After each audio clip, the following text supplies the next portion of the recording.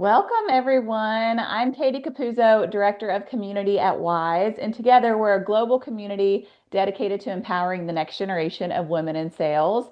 I want to thank all of our partners across many different companies, but in particular today, want to shout out ComplyAdvantage and Boomi for supporting today's event. Really excited for this conversation today. Selfishly, I am expecting and nearing the end of my pregnancy. And so these ladies had some wonderful tips just in our prep calls leading up to this. But in general, they've had learnings, they've had things that companies have done really well, not so well, and just their own experiences that I think will be really, really relevant to the entire audience, no matter what stage you're in, whether you're family planning, thinking about it in the future, in the process of raising kids yourself. So huge thanks for joining us today. I want to introduce our panelists before we get into the conversation. So joining me is Miriam Troostwijk, Global Director of Solutions Consulting at ComplyAdvantage, and Maggie Kent, Regional Sales Director at Boomi. So Miriam, let me hand it over to you first to tell us a little bit more about yourself. Sure. Hi, everyone. My name is Miriam. I work for ComplyAdvantage. I have two young daughters at home. I've got twin girls who are 17 months old, and I took 4 months of maternity leave. That's helpful context. As we get into the conversation, it'll be really relevant to kind of know where you're coming from in that. So thank you. Maggie, what about yourself? Hey guys, as mentioned, I'm Maggie Kent. As Katie said, I'm one of the regional directors here at Boomi. I've been here for just about 3 years and previously spent a better part of a decade at Salesforce. I've been in sales for over 15 years now and really gone from individual contributor to leader, back to individual contributor, back to leader again. I live in Vancouver, Canada, and I've got two girls as well, a little different in ages. I've got Evie, who is 5 years old, and Lila, who is just over 15 months. We are an in-office culture. I'm not sure if that's super relevant, but wanted to call that out. We've got 3 days a week mandatory in office. And I took 12 months for my first kid and 9 months for my second. Granted, I'm in Canada, so we have a little bit different mat leave policies, but wanted to make sure you guys knew what my leave was like as well. Thank you. Yes, I wanted them to shout that out because we're all tuning in from different locations. So I'm in the US, Miriam's in London, Maggie's in Vancouver. We all have different mat leave policies and things that are standard, but I think what's going to be uncovered throughout the conversation is more of a mindset and how you approach this and the learnings that you have and how you implement them and best prepare, regardless of what that actual policy looks like. So wanted to call that out. And throughout the conversation, tell us where you're tuning in from. I love that Danielle put in here that she's in Atlanta, covered in pollen. I'm in Charlotte, North Carolina, as and also covered in pollen. Everything is yellow outside. So let us know where you're tuning in from throughout. If you have any questions, there's a little ask a question box at the bottom of the screen, or you can just throw it in the chat and we'll make sure we get to it at the end of the conversation. So without further ado, let's jump in. This question is for both of you, and we'll start with you, Miriam. Many women fear that starting a family will derail their career or cost them momentum. Based on your experience, what's the truth you wish more women believed about timing, leave, long-term success, all of those things? Yeah, I love this question. I certainly thought of this as well when I was thinking through kind of family planning. But what I've learned throughout is that promotions don't stop. If anything, there's a way in which motherhood kind of makes you a little bit more efficient, a little bit more effective with your time. It really helps you with compartmentalizing. It makes you an extremely effective employee if you can manage both. And so I will say, got pregnant, got promoted, and then also got a new job with a global remit, like all whilst having kids under one. Like it is possible. It is hard. But if you can manage it, like you actually it's a bit of a superpower, in my opinion. And I think there's other ways that you connect with clients or with like coworkers.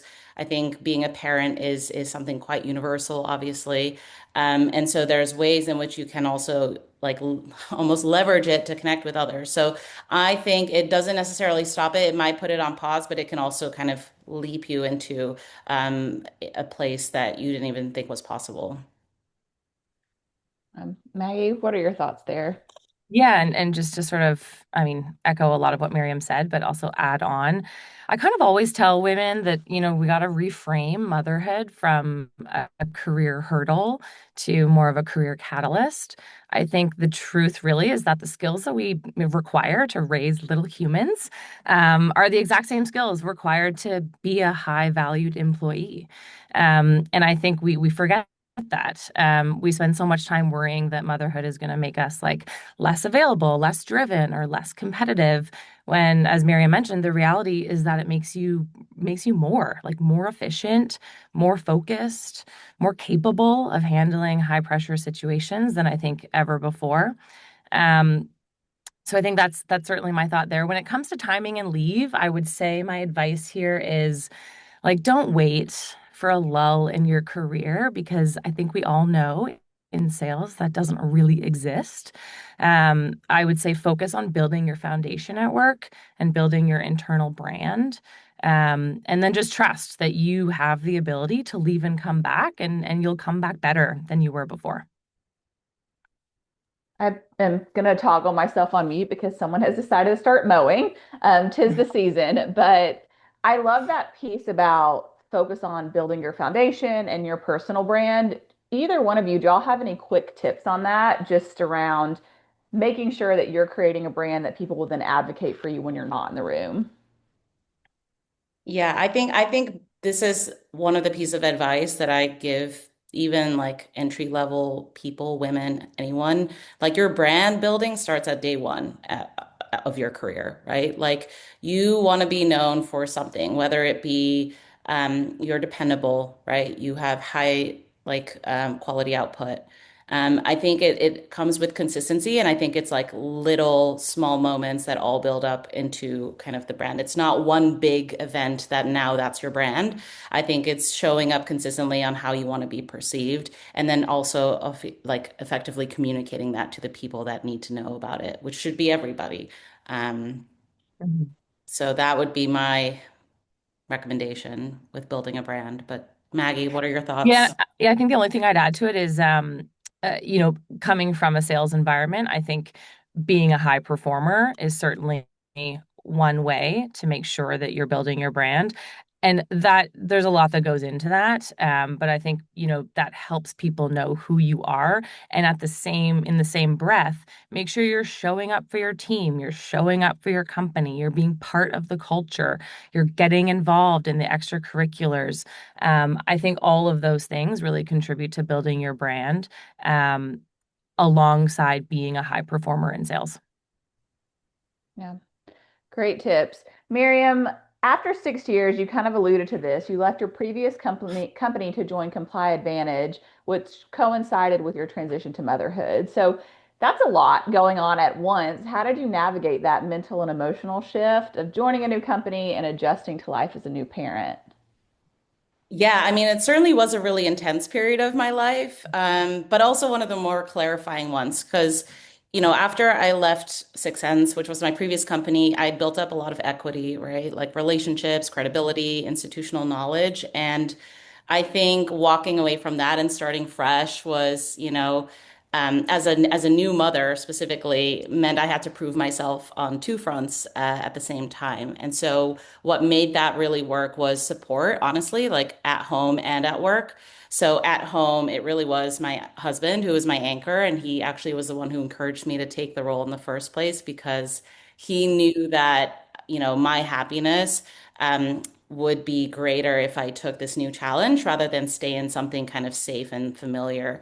But beyond that early encouragement, I think we've been very intentional about how we structure our time together. So time really is the scarcest resource as a working parent. And so we built this weekly rhythm that protects it. So during the week, we each get 2 evenings to ourselves. It's either to work late or see friends or go to the gym or simply decompress by yourself. And then one evening together where we go on a date night. And it sounds kind of clinical, but in practice, it really just means that neither of us feel like we're sacrificing everything for the other person. And when we both show up, it's fully at home, whether we're at work.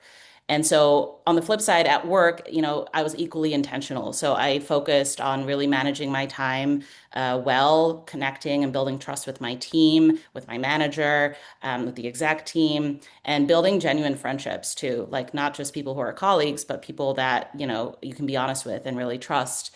And then I think connecting with other parents at Comply also made a real difference, just knowing that you're not in it alone. People understand that unexpected things happen, right? The juggle, the guilt sometimes. I think, proving myself in the new role while becoming a mother certainly wasn't seamless and it was definitely difficult. But I think having the right people around me, both at home and at work, was really what made it manageable and even more so rewarding. Mhm. The examples that you listed to me all involve an element of preparation beforehand. And I think that preparation can sometimes feel unachievable, especially when I mean, you were in the mix of a new role with twins and navigating like ramping into that role as well. How did you carve out time to prepare? And do you have any tips around that for people just in general, preparation, regardless of whether it's preparing for their home life or work things?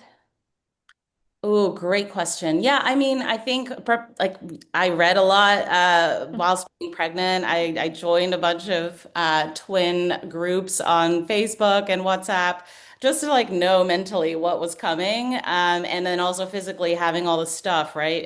It was my first time at motherhood, so that was a lot, and I didn't really know what to fully expect. Obviously, everyone knows it's a bit scary, but it is manageable. Just FYI for those on the call, like I think preparation for me personally just really put my mind at ease. So like from getting ready for motherhood and having all the stuff ready, just like I had friends who shared their lists of, here's all the baby stuff you really need, and here's kind of like the nice to haves, and here's some Amazon links that we would suggest, which was super helpful. I had friends give me like a bunch of clothes that their kids no longer fit into. It all like kind of helped mentally be like, okay, I've got like all the basics. And then from a work perspective, I think again, just like doing research as much as I could, right, on the new industry, on the new role, on the people that were on my team.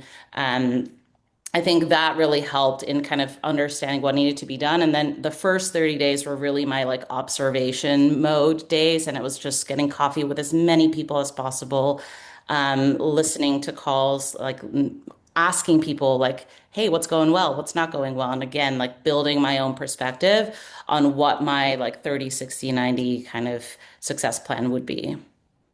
That's really helpful. Maggie, you've pivoted between management and IC roles along your career path. How has motherhood influenced your thinking about future career decisions? Um, it's changed a lot, actually. I think now I don't make career decisions based on like the fear of missing out or finding the next best thing. I make it based on the quality of the mission and if the company's values are aligned to my personal values and to my long-term goals. I've always been a career-driven person, and I was sort of determined to not let motherhood slow me down or impact that trajectory. So I think it's a bit of a mindset thing as well. Like if you are determined to get somewhere in your career, I promise you, becoming a mother is not going to disrupt that. However, you do need to be thinking about your future companies and sort of what they offer you, whether it's flexibility, whether it's sort of like wellness packages or mat leave or fertility help, whatever it is that's really important to you as you sort of enter this next stage in your life. I think that certainly was on my mind when I started preparing to have a family back in 2018. So I was certainly looking for that at the next company I would be working at. I talk a lot about motherhood as being sort of like an accelerator, and I really think you aren't balancing work and life, in my opinion. You're sort of integrating the skills of both to become a powerhouse.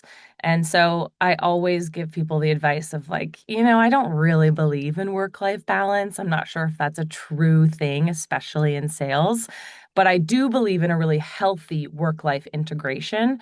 And only you know what healthy is for you. And I think that's become very important to me in the careers and the decisions I've made. I think that that work-life integration is something that is worth diving into a little bit. And hopefully, this isn't calling you out before we join the call. You were sharing an example of you and your husband trading off mornings and who does kid Mhm. drop off. So, if you don't mind sharing that a little bit more and how you sort of Sure. structure your days, because I think that's a great example of the work-life integration you mentioned. Yeah, my husband has equally as important and busy job that I have. He's also in sales and has Eastern and EMEA responsibilities. So our life is a little bit crazy with two little ones at home, especially the mornings being on the West Coast. As you can imagine, we're sort of up at 5 and starting to work then. But we've come down to a perfect science. And again, I think I'm a very like operational person. It works for us. I'm not saying this is, my advice for everyone. You got to figure out what works for you, but we have a very equitable partnership. I do drop off 3 days a week, which gives John the ability to go to work whenever he wants. He could go at 5 a.m. if that's what he needs to do. It's sort of his morning off. And then he does drop off 2 days a week. And then whoever's not doing drop off does pick up and so on and so forth. So it kind of gives us the flexibility of getting to the office really early on the days that we can and staying at the office late on the days that we can, should we need that for that specific day. So I think that type of balance for us has worked really well. And then your boss knows it, your direct reports know it. Everyone knows what my calendar is. It's very predictable. It's written in there what I'm doing. So anyone who needs me, pre 7 a.m. knows that they can book me on Tuesdays and Thursdays. And that type of sort of organizational structure has worked for us in helping us have like a healthy work-life integration. I think that's such a great example. And then also to know that it goes in tandem within communicating that, not only with your partner, but also with your company and your Totally. employees so that everyone knows when they can find you. And that Totally. ties into this next question about boundaries and knowing when you're on. So let's stick with you for the first portion, Maggie, and then Sure. Miriam, want your thoughts. In both of your roles, you're often expected to be highly responsive to external client needs, of course, but then also your internal teams. So, what routines or systems have helped you stay present without feeling like you're always on? Yeah, this is a good one. I've tried a lot of different things, and I would say I've broken it down to two that really work for me. I think like just to call a spade, we all know that motherhood is a thankless job, by the way. There's no recognition for all of the hard work that you put in. So it's extra, extra important that you create time for yourself to recharge and do the things that you love to do, i.e., reward yourself. I think it's really important for women to not let yourself get caught up in the spiral of mom guilt that is going to surround you. And so you do have to find the things that work for you and the things that give you life and sort of fill your cup. The two main things, I mean, aside from being social and playing sports extracurricularly, and going on to we do a date night every week as well. The two things that I really like to call out here is I'm very routine based. I have always been, and I find that that sets me up for a really successful day. I get up at 5 every morning, I do a workout, then I check my email and get my calendar in order before the rest of the house wakes up. So I am by myself, potentially with my dog. We're having a coffee. I've done my workout and I'm like ready for the day. And that really sets me into the right mindset to get the kids up, to get them ready, to get them breakfast, to get them out the door, and then to go to the office. So that's the first thing I do is I'm very routine based and I do not break from that routine. And then almost every day I've started including this sort of since my second kid is I do like 10 to 20 minutes during my workday where I just close my eyes in a dark room. We're very lucky here at Boomi. We have a wellness room in our office. And so most people know that I go in there and I turn on maybe a meditation. I turn all the lights off and I spend about 10 to 20 minutes just with my eyes closed. And it's actually amazing the impact that I feel afterwards. So those are kind of like two things that I've really implemented into, you know, the routines and how I can like stay present and stay on and make sure that I am ready for a big day ahead. I love that. I feel like I have a very similar answer, to be honest. Like routines are my saving grace. I don't wake up at 5 though. I'm more of like a 6:37 gal, but same. Like my day is bookended with the thing I protect fiercely, which is like the mornings and evenings, right? And so I wake up early with my girls, and that time with getting them ready and getting them dressed and feeding them, like that is a bit of a reset before my workday begins. Like my phone will stay on do not disturb until that morning routine is done. And only, yeah, and I really only switch it off like once they're good to go. And then I will work through like Slack and emails before I head into work. And I feel like that boundary helps me kind of start the day on my terms. I used to like just wake up to my alarm, turn it off on my phone, immediately check Slack or my email. And I really had to kind of not do that anymore, especially now that usually the girls will wake me up. I don't need an alarm anymore. And so yeah, I think and my I think my version of your kind of 20-minute meditation is my walk to work. It's like a non-negotiable for me, rain or shine, and it rains a lot in London. I can confirm the myth is real. But I will listen to a podcast, and that is my own time. The podcast is not work related, is usually a comedy podcast, and it really just puts me in a good mood and lets me kind of switch off. And then once I hit the office, and we actually are also, we're like a 2 to 3 day office kind of vibe, but we also do have a wellness room. So maybe I'll try the meditation. Mhm. Um, but obviously during the workday, I think there's like systems in place that, we're obviously like on Slack, on email, in documents, leaving comments. But I think a nice way to keep on track is kind of like having a to-do list and pre-scheduling emails and Slack messages. I also have a global remit, so I get messages early from Singapore, late from the US. So it is really important for me to protect my time, especially the mornings and the evenings. Otherwise, like I'll just be on 24/7, which is not sustainable, right? To show up the way I want to. And so, yeah, from an evenings perspective, similar logic, right? Phone goes away during dinner and bath time. That time belongs to my family, full stop. Everyone knows that, but they also know I'll be back on after. So I'll pick up my phone again, like after bath time. I'll see anything coming in from the US. I don't know, spend an hour kind of responding, and then that goes away. And then the end of the night is kind of spent reading, decompressing, doing the crossword with my husband. And that's really how I mentally wind down and close the day. So, yeah, the truth is being always on is a myth.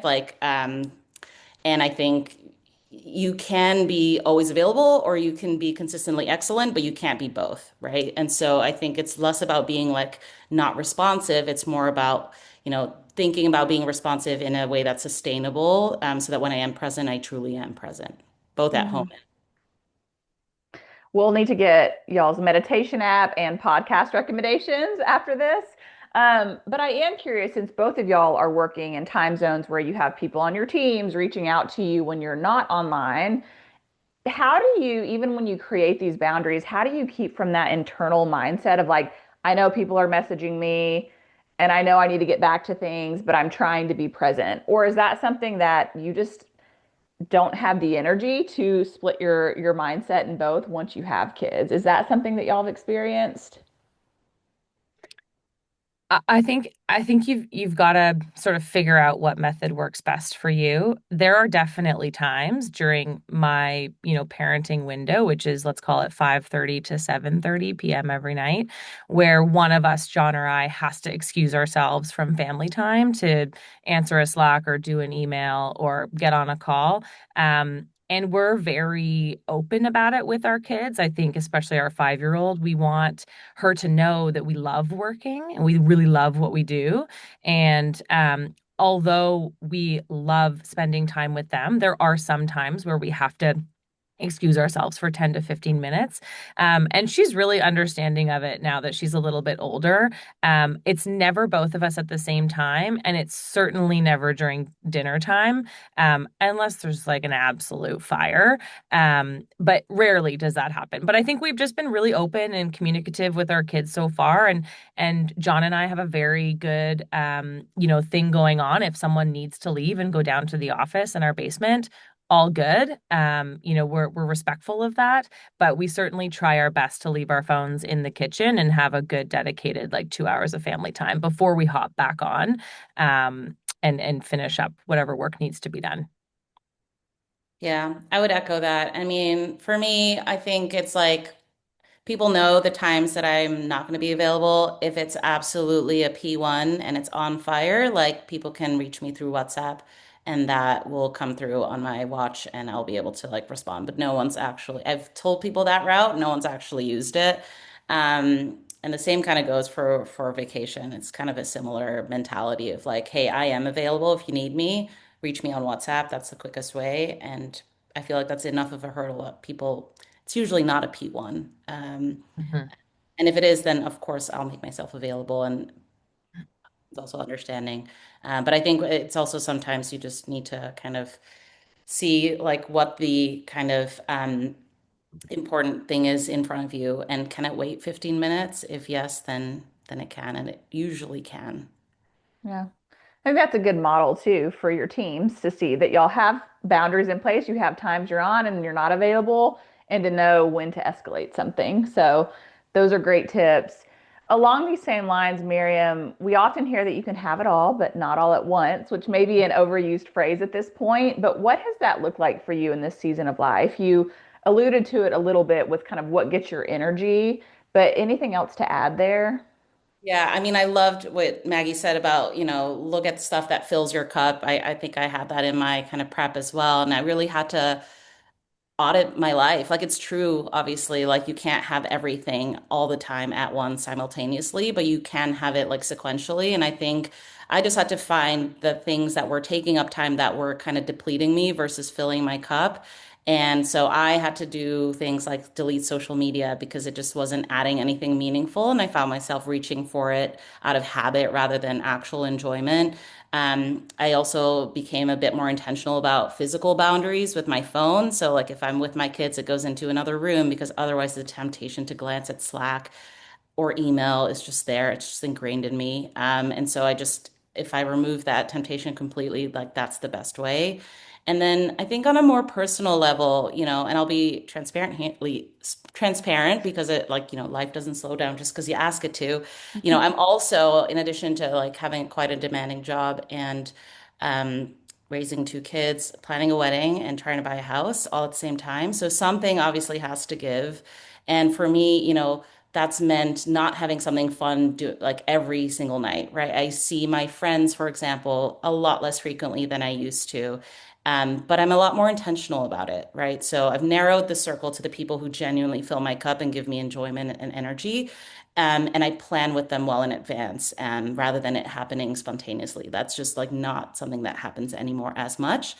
It's less frequent, but it's more meaningful.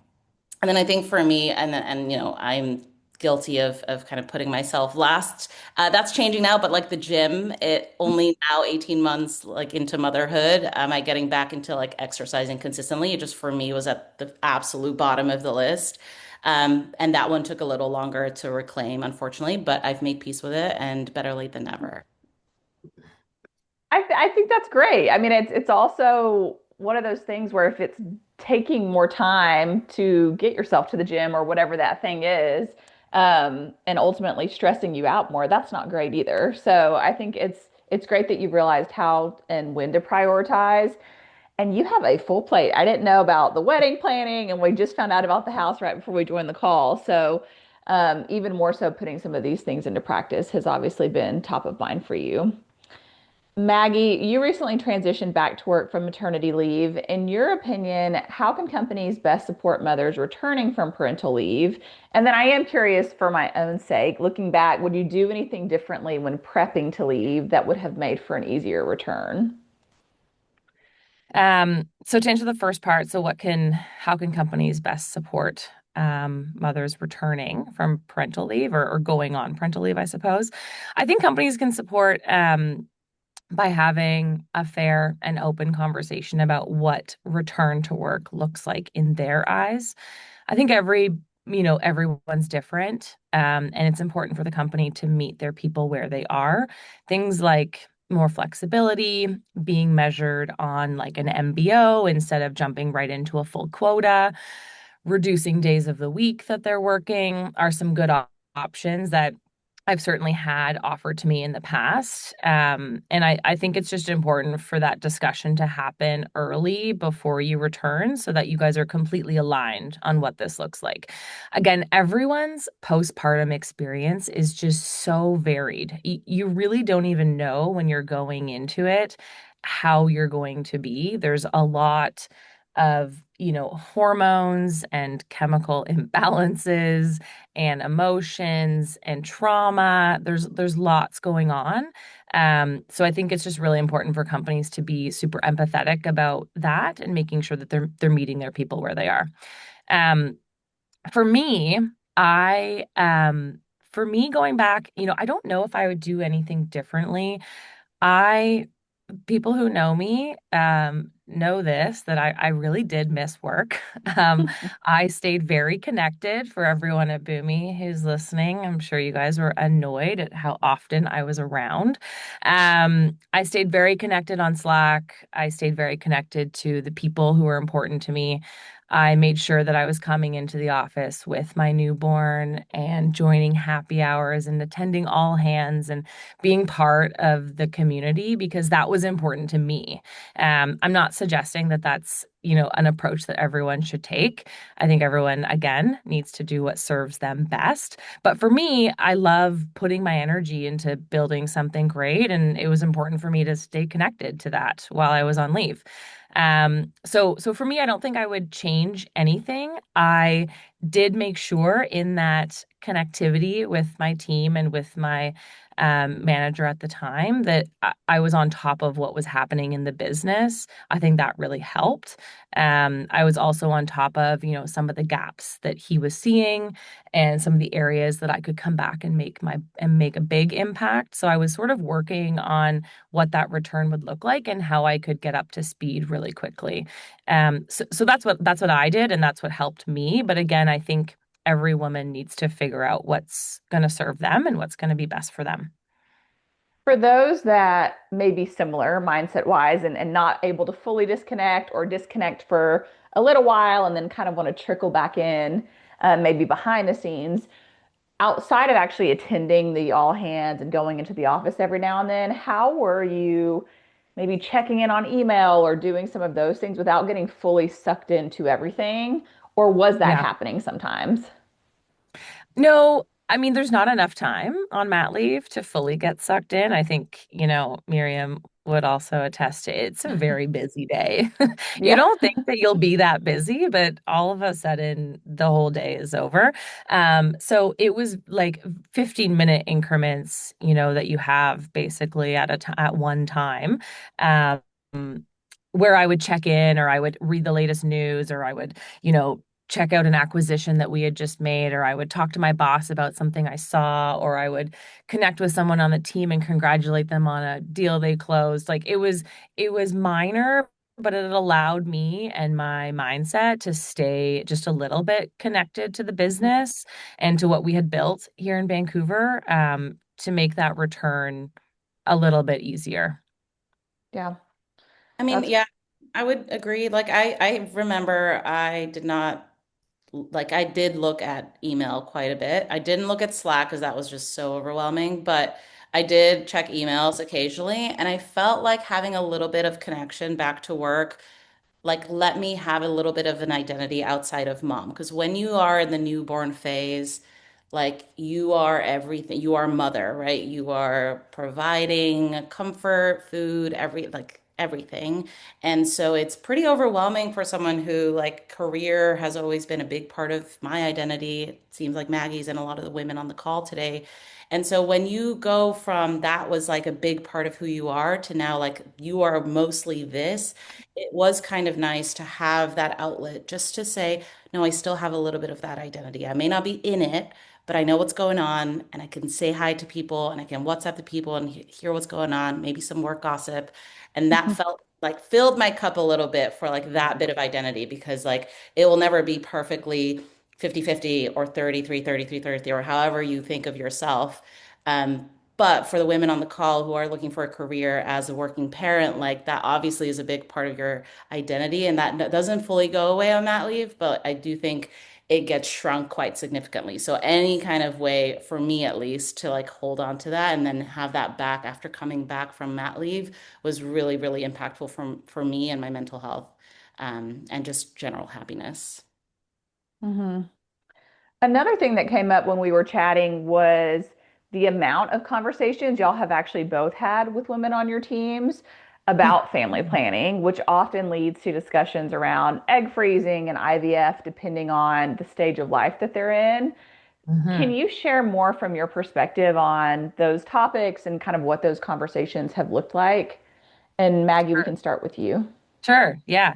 I am an open book about this because I've lived it. And I think Miriam as well.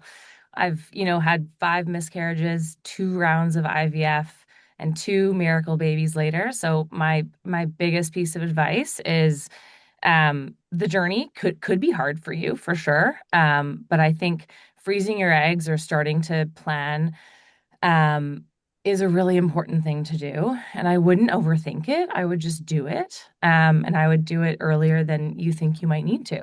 I tell a lot of women on my team the same thing. Your career is long, right? But unfortunately, your biological window is not. And if this is important to you, I really think, companies and managers need, to help people feel safe about discussing these hurdles and discussing this journey, sorry, because you can still perform at work and be high achieving while going through these procedures and these hiccups when it comes to family planning. It's not going to disrupt things, but I think you do have to start thinking about it early if that is in your near future. And I've been through the ringer to get my family where we are today. So if anyone, in the room is struggling, my DMs are open. You definitely don't have to navigate the silence of pregnancy loss or the intensity of IVF or egg freezing alone, while trying to be a high performing employee as well. So feel free to connect with me anytime. Yeah, I can't agree more. I think the more we talk about it, the more we can normalize the conversation and the better that is for everybody. I think I also am an open book. Um, I took the offer from my previous company where egg freezing was a benefit. So I haven't gone through the whole IVF bit, but definitely the first part of that, which is the egg freezing and the retrieval. And for me at the time, I did it when I was 31, and I felt like it was a bit of an insurance policy. I knew I wanted to be a mom, but it was my way of buying, some time without having to make an immediate decision. And, I won't pretend it's nothing. Like it does involve needles, it does involve injecting yourself with hormones, which sucks, but it also is just a 2 week process. And in the grand scheme of things, to me, it was peace of mind. And looking back, I was pretty glad I did it. I always say to women, don't make decisions based on fear or assumption. Like just go get tested, get your fertility tested, understand your own data and talk to your doctor and then make a choice that's right for you. Right, it's Mhm. not the right path for everyone, but for me, it was absolutely worth it. And I think like Maggie said, I think what's most important is that women should feel that they can have these conversations openly without embarrassment, whether that's like, doctors with partners and even like employees or coworkers or even managers, right? And so I think, yeah, the more we talk about it, the less daunting it becomes and the more normalized it will be. And company benefits have changed a lot, right? Like over my 15 years in sales, and a lot of companies will support this endeavor. So, talk to your company about it. And if it's not something they offer today, challenge them on why and be part of changing that for the company.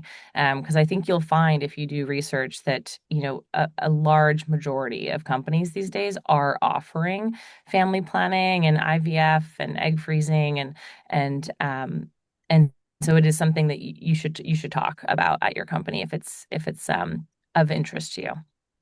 I actually did, like it was not available when I started at my previous company, and it was because multiple women kind of continuously gave that feedback that it did become an offered benefit. So I Mhm. will, and maybe it's even through like a women's ERG if you have that at your company that can kind of lobby for this. But if it's something of interest and your company doesn't currently offer it, it is you can change if enough people ask for it.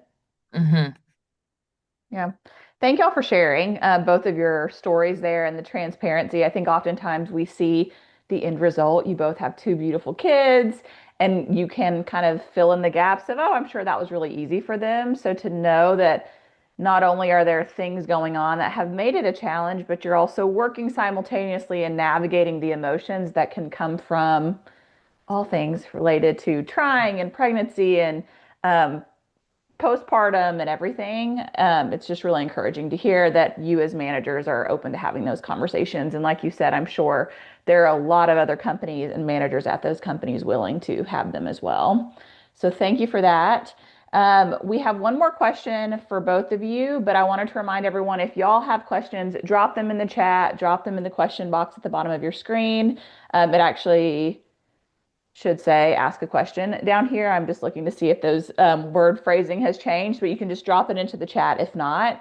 And we'll get to that in just a minute. So, this last question for both of you, and Miriam, we'll start with you. What have your current or prior companies done really well as it pertains to maternity leave, support for working parents, benefits, which we just touched on some of those, anything kind of related to this topic?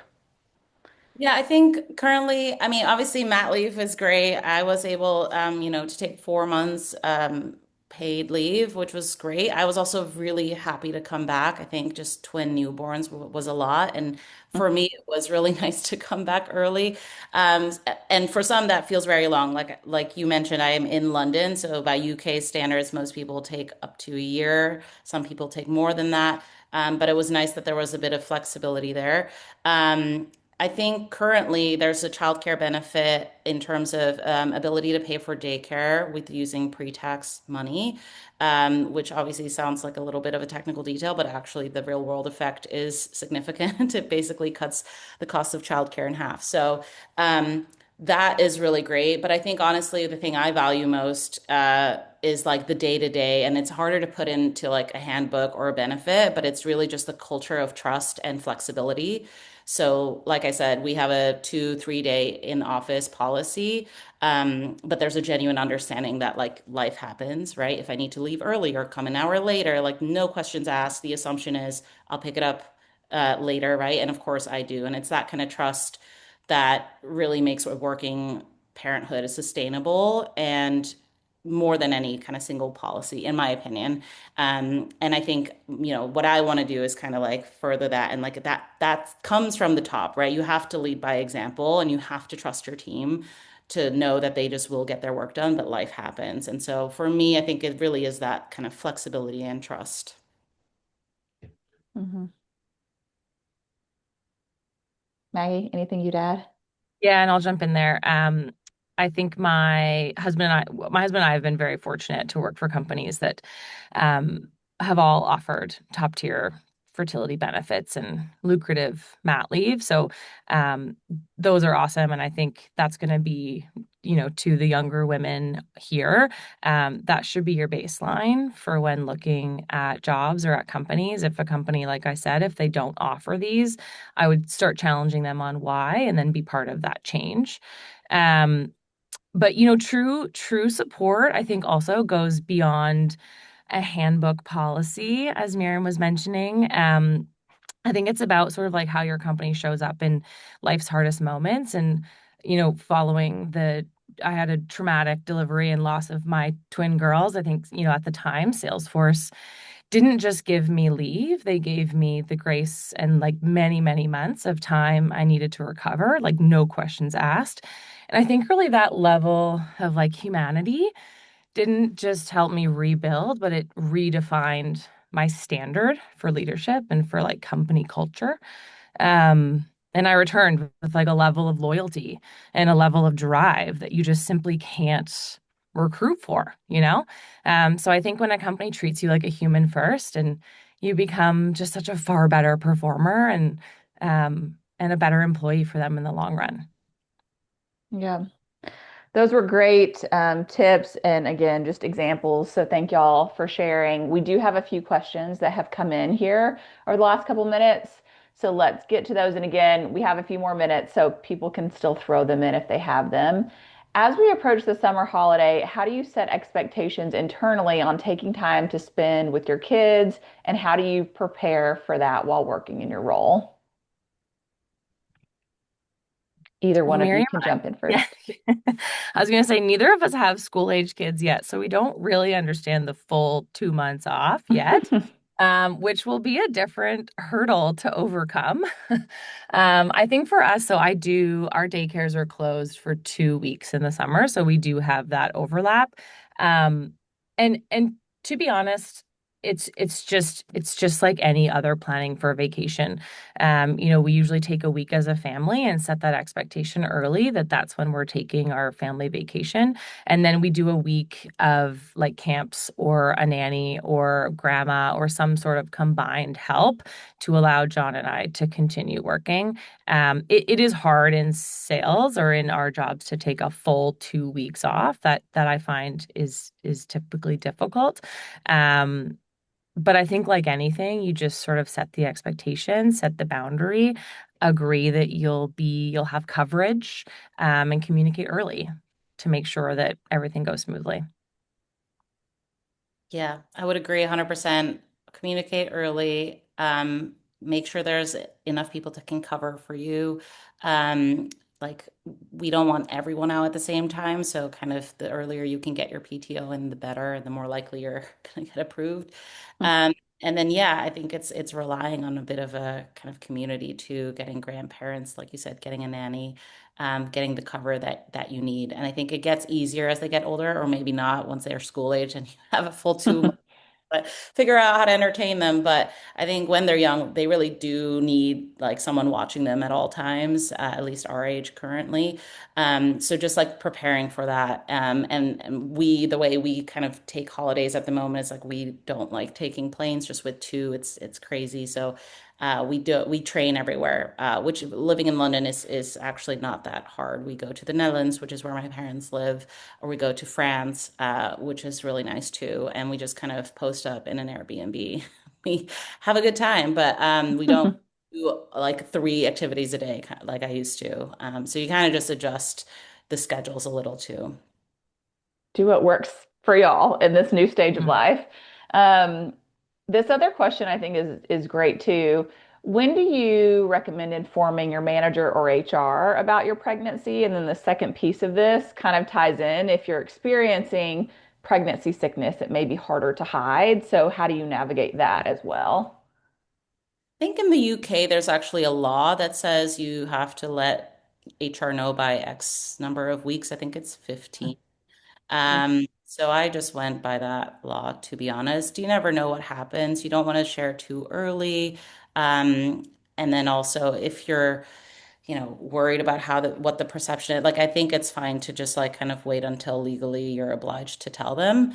Um, and then from a pregnancy sickness perspective, um, I was very lucky in that I didn't have horrible kind of pregnancy sickness. I would get motion sickness. I think there's a few things that help. Mint weirdly helped me a lot. Mint tea, Menthos, gum, was really good. I think honestly having what I had a lot more was fatigue. And I think having just flexibility of working from home and understanding from my manager that, I may have to just like lay down for 30 minutes. But again, trust me that I will get my work done and that I will make up whatever time I take resting. Again, to me, it always goes back to kind of like the trust and flexibility, and just doing what's best for you, knowing your body, and just, yeah, don't, yeah, do rest, obviously, do what's right for you, like listen to your body.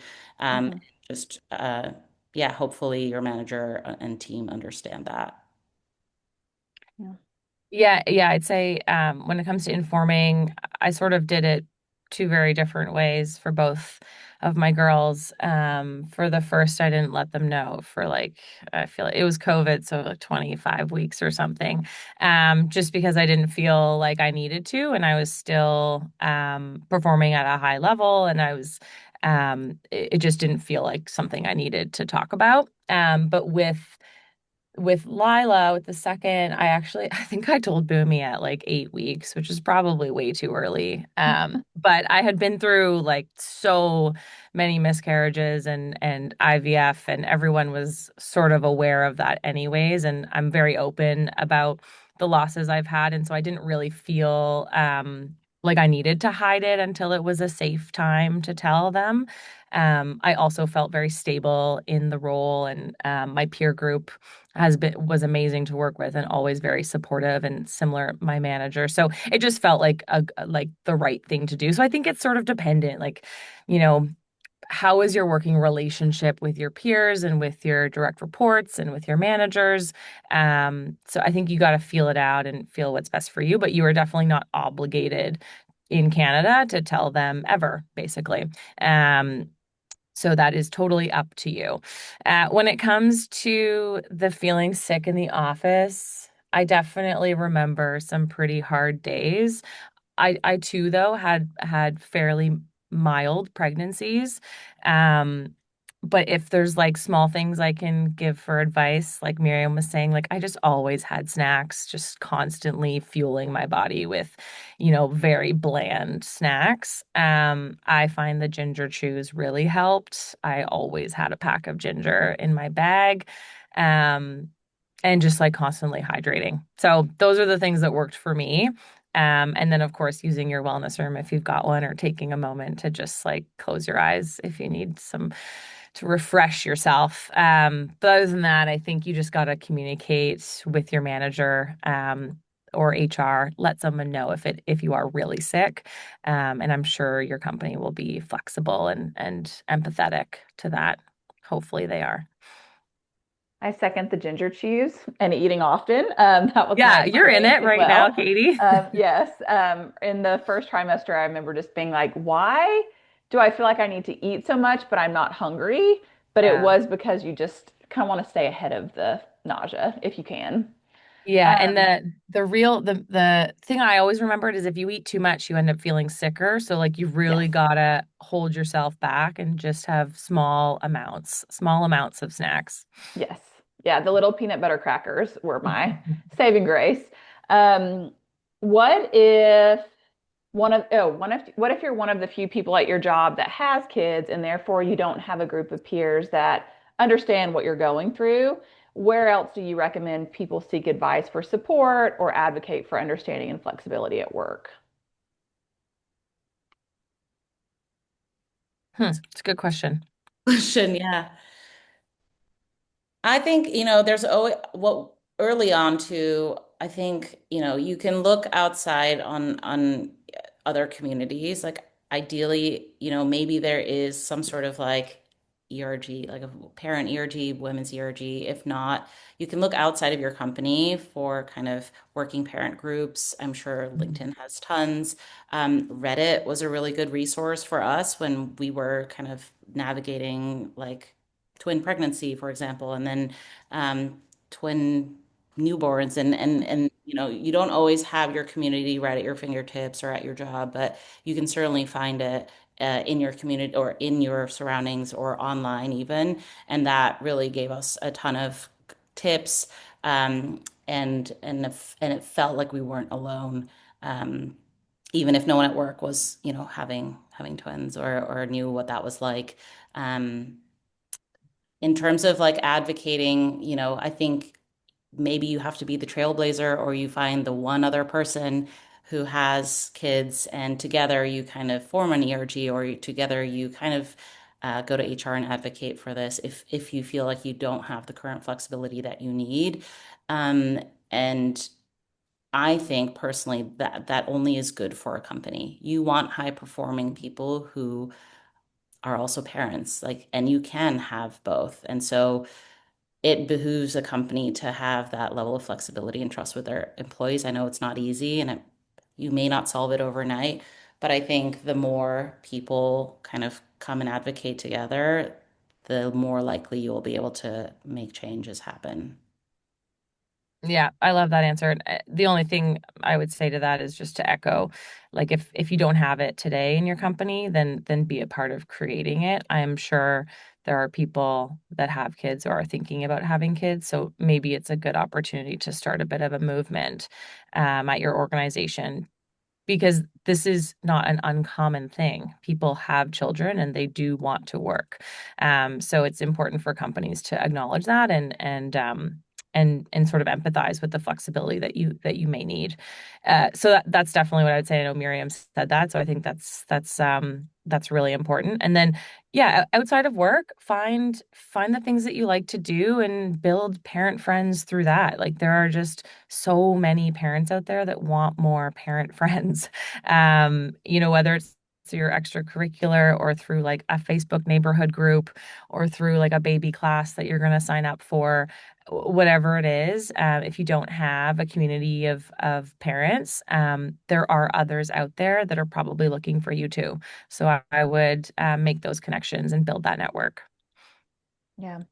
We're almost at time, so we'll just do a speed round for this last question, and I'm going to tie it into something you said earlier, Maggie, because it's along the same lines. Um, when you were talking about going through interview processes and really prioritizing the benefits of potentially egg freezing or IVF or the time off that they give for maternity leave, how do you not then kind of create that stigma potentially of this person may be taking time off soon? Maybe they're actively family planning, and that can mean we're going to hire them and then they're going to be out of the office. And then this person kind of mentioned that as it pertains to getting engaged and thinking about a family. Are you Mhm. more likely to get passed on for promotions in that setting? Just any experiences y'all have or thoughts you have around that. Yeah, I think listen, unfortunately, we're still in a world where pregnancy bias is a thing, and it's unfortunately something that we as women have to navigate. Um, and who knows if that will ever fully change, but it should be on your mind, and you do have to be tactful in your approach. I think for me, the two things that have really helped is going straight to HR at the company. So if I'm interviewing at a company, I would just look up who is in HR at that company, and I would essentially cold call them, or I would get a referral from a friend who works there or whatever the situation is to get a connect with someone in HR because they truly are sort of like an unbiased voice and won't share any shouldn't share any information. So that's one route. I also would back channel with people I knew at the company and ask them to send me their benefits package. So I never actually did do it straight with the hiring manager, and maybe that's just on me. Maybe I should to sort of help change the narrative. But I think at the time when I was looking, I just didn't want that to be something that was weighing in on my candidacy. So that's the approach I took. Yeah. I would agree. I mean, I don't really have much to add there. I think we just unfortunately like yeah, we live in a world with biases and sometimes these things can work against us, whether legitimate or not. In this case, definitely not. But at the same time, like I personally like same thing, Maggie, like back channel. I didn't ask directly. Some of them, some, especially once you get an offer, will send you the benefits package, right? But at that point, you're no longer in like a full decision making, like setting. You've probably already made up your mind, and so yeah, I guess we can all start to change the narrative. And I don't think asking for a benefits package and understanding that and having that be part of your decision making process. I don't think you have to ask like, hey, how long is maternity leave? But I think you can see like, can I see the benefits package? Because that is Mhm. a big part of why people join companies. Not the only, but I think it's not a crazy ask in your process. So I think that's a lesson maybe for all of us just to be a bit more bold in that regard and just Mhm. to see and have it be a real kind of factor in your decision making process, especially if you're thinking about starting a family. Yeah. Yeah, I that's love that great we can all advice. be part of changing that narrative. So that's great. Thank you again for your vulnerability and transparency. This was such an amazing conversation. Just so everyone knows, we'll send a recap email tomorrow with some of the highlights from the conversation, as well as Maggie and Miriam's LinkedIn's, so you can reach out, DM them, start those conversations. And both Boomi and ComplyAdvantage are hiring. So in that email, we'll also include ways you can get connected to their open roles.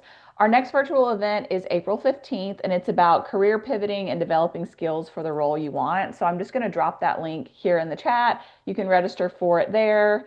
And we have a lot of virtual events coming up the rest of the summer. So hope to see you at one of those. But thank you again for joining. Bye, Thanks, everyone. everyone. Everyone, bye. Bye.